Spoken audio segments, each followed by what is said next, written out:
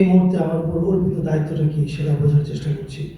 আমার উপর অর্পিত দায়িত্বটা হচ্ছে আমরা চলে যাওয়ার আগে জুলাইয়ের গল্পটা যতখানি সম্ভব বলে যাওয়া, প্রতিষ্ঠা করা, শুরু করা। এটা একদিনে শেষ হবে না। আপনারা জানেন যে যে কোনো ঘটনা যখন ঘটে ওটা হচ্ছে ফ্যাক্ট, কিন্তু ফ্যাক্ট তখনই গুরুত্বপূর্ণ হয়ে ওঠে যখন এটা আমাদের ন্যারেটিভের পার্ট হয়ে ওঠে।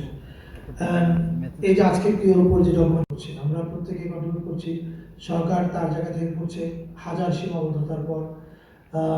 আমি সরকারি প্রতিষ্ঠানে এখন কাজ করি, আমি সারা জীবন ছিলাম বেসরকারি মানুষ।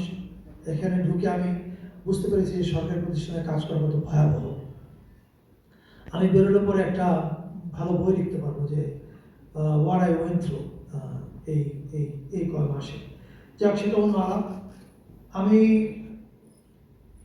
আমিরুল রাজীবের একটা প্রসঙ্গ কথা বলতে চাই, সেটা হচ্ছে যে সংস্কারের ক্ষেত্রে যেমন উনি যে কথাটা বললেন যে আমাদের যারা তরুণ স্বপ্নদ্রষ্টা, যারা ফিল্ম বানাতে চায়, কেউ হয়তো ফটোগ্রাফার হতে চায়, এক একজন এক এক কাজ করতে চায়, তাদের জন্য আসলে আমরা কি করছি এটা খুব পিকুলিয়ার। আমি আমার একটা মিনিস্ট্রির দায়িত্বে আছি, যে মিনিস্ট্রির অধীনে এগুলো না।